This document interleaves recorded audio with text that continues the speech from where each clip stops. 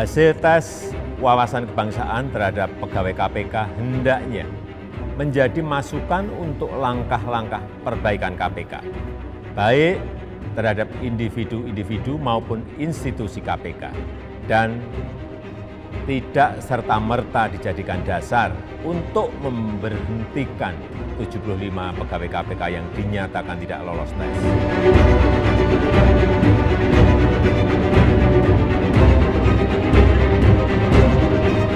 Seperti apa yang menjadi tuntutan kami, pertama adalah mencabut SK 652 tentang penonaktifan 75 pegawai KPK serta SK terhadap pegawai KPK sejumlah 57 orang yang diberhentikan.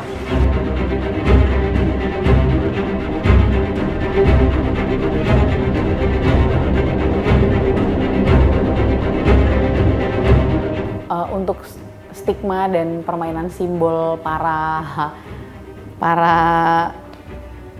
perekayasa TWK ini, karena teman-teman yang lolos itu kan ASN dilantiknya 1 Juni, hari lahir Pancasila, supaya terlihat identik dengan Pancasila.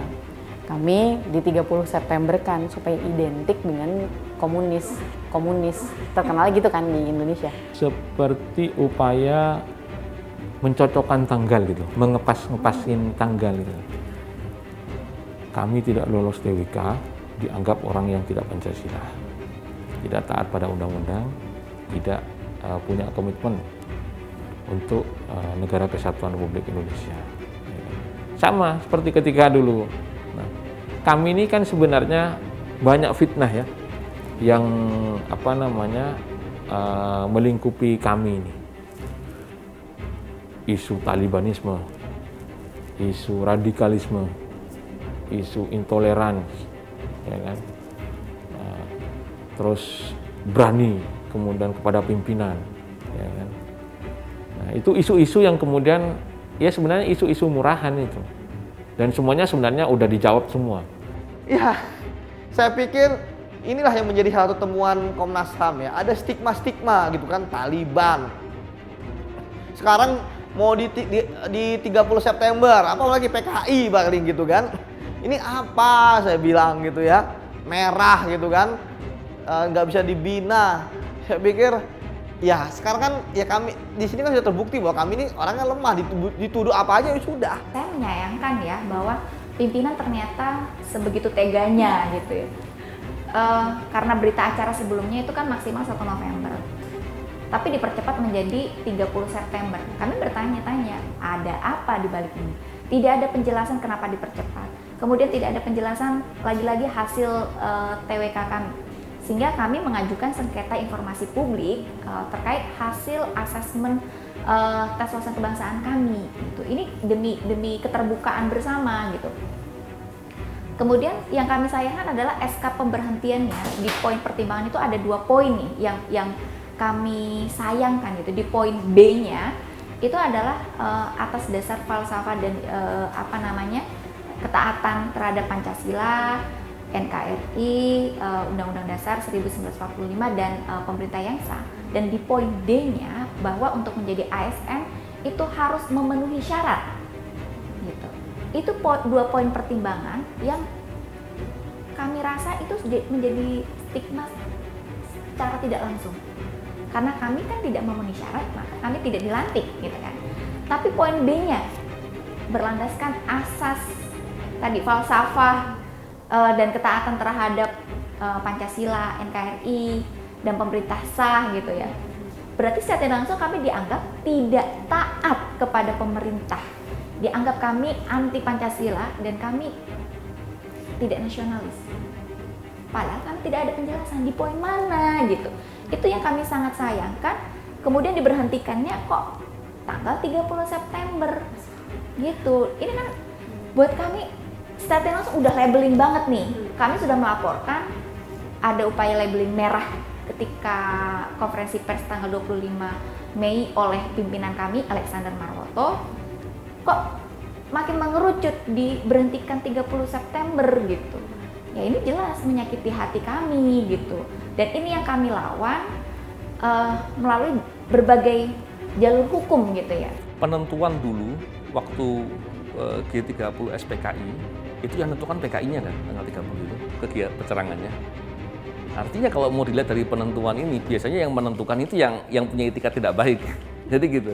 Selama pengalaman saya membaca, melihat keadaan atau pengalaman saya di pemerintah, baik sebagai anggota Polri maupun di KPK, belum pernah melihat pejabat senekat itu kecuali pimpinan KPK sekarang. Ini luar biasa. Ada dua kemungkinan.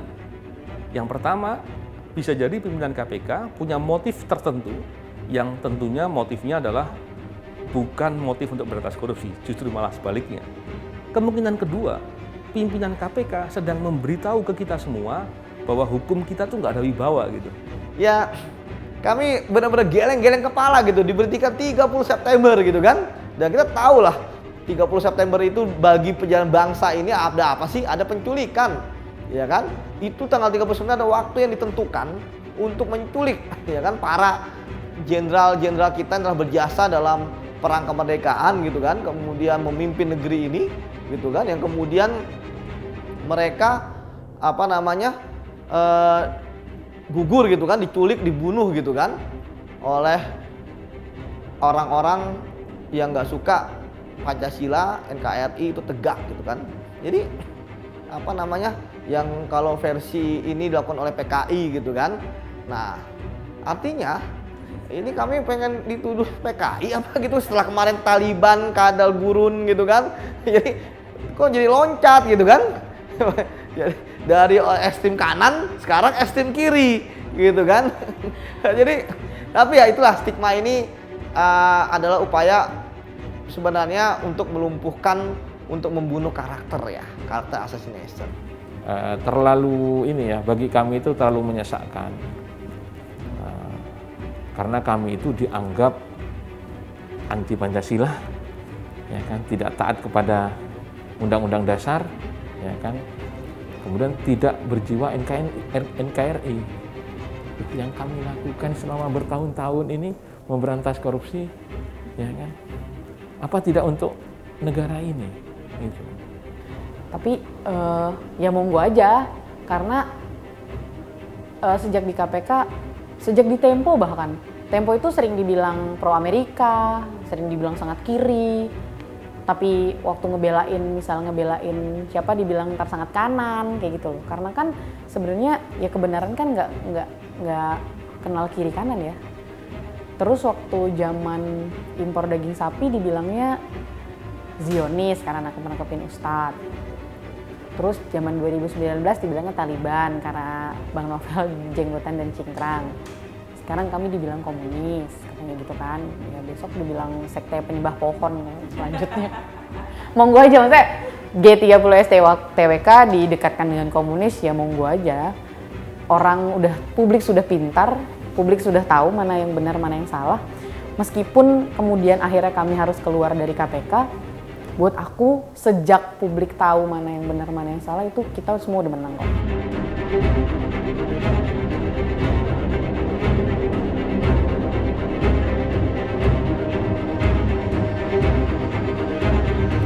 Awalnya saya nggak tahu. Saya tahu belakangan setelah proses tesnya itu akan dimulai. Memang peraturannya itu sebenarnya sejak awal kan dibahas dengan beberapa kementerian dan lembaga terkait ya, dalam forum FGD ya, Focus Group Discussion, dan kemudian pembahasannya itu pada saat terakhir di bulan November 2020 itu sudah selesai, sudah finalisasi dan sudah diupload draftnya ke portal KPK. Memang itu ketentuan. Kalau di KPK membuat peraturan internal itu kalau sudah draft final itu dimasukkan di portal untuk diketahui dan untuk diberikan masukan dan lain-lain. Pada saat itu nggak ada itu bicara soal tes, soal apa, nggak ada. Ternyata ada hal-hal yang dilakukan dengan saya bisa katakan manipulasi lah. Dilakukan dengan ketidakjujuran, dilakukan dengan suatu standar yang tidak jelas, hingga kemudian ditentukan ada yang tidak memenuhi syarat dan lain-lain, yang itu tidak ada dasarnya. Saya juga pernah melakukan konfirmasi ya ke salah satu pimpinan, dan saya menanyakan kenapa bisa ada pasal itu. di dalam Perkom itu. Nah, dijawab oleh salah satu pimpinan bahwa sebenarnya ya itu hanya kemauan Pak Firly saja gitu loh, yang kemudian membawa itu ke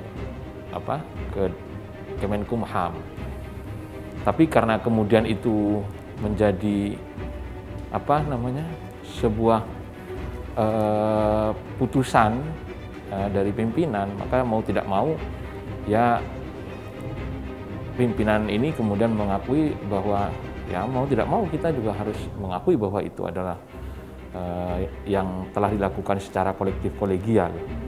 Tetapi dalam prosesnya tadi sudah ada pernah diceritakan, saya juga dapat konfirmasi bahwa ya itu hanya keinginan dari satu orang gitu. Nah, bahkan 1 hari sebelum ujian itu kan saya juga bertemu dengan setidaknya 2 pimpinan ya, yang menyatakan bahwa saya sebenarnya awalnya nggak setuju terkait dengan adanya klausul pasal adanya TWK itu gitu. Dan memang terkonfirmasi seperti yang saya juga jelaskan di media, banyak media, bahwa sudah ada sebenarnya nama-nama orang-orang yang kemudian dalam tanda kutip harus diwaspadai itu kan sudah ada gitu, termasuk nama saya di dalamnya gitu. Laporan hasil pemeriksaan dari Polri, Ombudsman Republik Indonesia, bahwa ada dugaan maladministrasi di dalam proses TWK ini, termasuk di dalamnya yang saya ikuti pada saat konferensi pers penjelasan dari Polri bahwa dalam pengadaan tes TWK ini memang ditemukan ada beberapa kejanggalan dalam prosesnya, termasuk salah satunya di dalam penyusupan atau katakanlah adanya tes TWK bagi pegawai KPK dalam proses peralihan. Saya masih ingat karena Saudara Nurul Gufron sempat ada email kepada pegawai mengenai menyikapi pertanyaan beberapa pegawai apakah ada lulus atau tidak lulus seperti itu. Tapi seingat saya memang di emailnya Saudara Nurul Gufron itu memang tidak ada dia menjawab secara jelas bahwa ada lulus atau tidak ada lulus. Tidak hanya saya, banyak sekali dari pegawai yang bertanya, apa sih konsekuensinya? Apakah ada mekanisme lolos tidak lolos gitu dalam proses asesmen tes wawasan kebangsaan ini gitu. Tapi tidak dijawab secara jelas oleh pimpinan gitu. Yang penting adalah teman-teman ini tidur, istirahat yang cukup gitu, jangan terlalu capek, insya Allah semuanya bisa mengerjakan gitu. Jadi hanya dikasih motivasi nih gitu. Kami tidak tahu, benar-benar tidak ada bayangan bahwa ujung dari asesmen tes wawasan kebangsaan ini ternyata ada lolos tidak lolos dengan status tidak memenuhi syarat. Kalau untuk proses TWK-nya sendiri kan memang wadah pegawai KPK tidak dilibatkan secara langsung ya, baik itu dalam pembahasan maupun kegiatan-kegiatan yang lain. Kami sempat memberikan surat lah kepada pimpinan bahwa nanti ini akan berpotensi gitu kan untuk menyingkirkan pegawai KPK yang berintegritas, karena memang harusnya hasil dari revisi Undang-Undang KPK tidak boleh ada pegawai KPK yang disingkirkan karena di situ bahasanya adalah alih status seperti itu. Kalau menurut Ombudsman ada 6 kali perubahan sampai disahkan, tapi yang disosialisasikan ke kami yang 6 November. Jadi tahu-tahu kami disosialisasikan itu sekitar Februari ya, seingatku TWK-nya itu Maret. Di laporan Ombudsman itu ada bahwa memang Pak Firly sama Pak Gufron itu langsung ke Kemenkumham untuk memastikan TWK ini beneran masuk nih ke draft ke Perkomnya. Nah, itu disebut Ombudsman sebagai penyalahgunaan wewenang. Saya melihatnya TWK ini dipakai sebagai alat. Saya melihatnya mekanisme yang dilakukan dalam asesmen TWK itu digunakan sebagai alat untuk menyingkirkan. Indikatornya sangat jelas, tesnya tidak mau terbuka, terus banyak problematika dalam proses-prosesnya, bahkan menyasar hanya kepada orang-orang yang selama ini bekerja baik, justru malah ditakuti oleh para koruptor, orang-orang itu yang dikenakan tidak memenuhi syarat. Ini kan kami lihat dan hasil temuan Ombudsman, Komnas HAM ya, kami melihat bahwa ini benar-benar upaya penyingkiran gitu kan. Kita jangan melihat dipecat orang per orangnya. Ya, kalau kita melihat dipecat orang per orangnya, kita mengkerdilkan permasalahan ini. Seolah-olah ini hanya masalah hubungan kerja aja antara atasan dengan bawah. Jadi kita melihatnya harus skopnya lebih besar, bahwa ini bukan masalah pemecatan 57 orang terkait dengan kehilangan pekerjaan. Bukan. Ini memang menurut saya memang ada sebuah rencana yang sudah diatur sebelumnya untuk menyingkirkan orang-orang tertentu. Pada akhirnya kita juga berkesimpulan bahwa seperti itu gitu. Karena lihat aja track record dari orang-orang ini gitu loh. Nah, kami ini kan orang-orang yang selama ini bekerja bekerja dengan baik ya.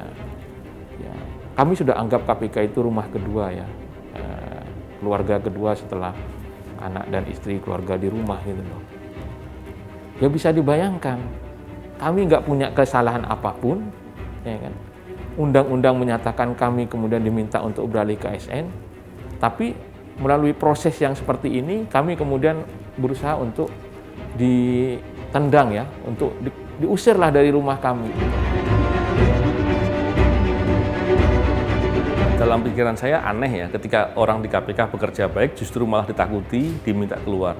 Bukankah kalau bekerja baik artinya bisa memberantas korupsi dengan efektif? Kan harusnya begitu ya.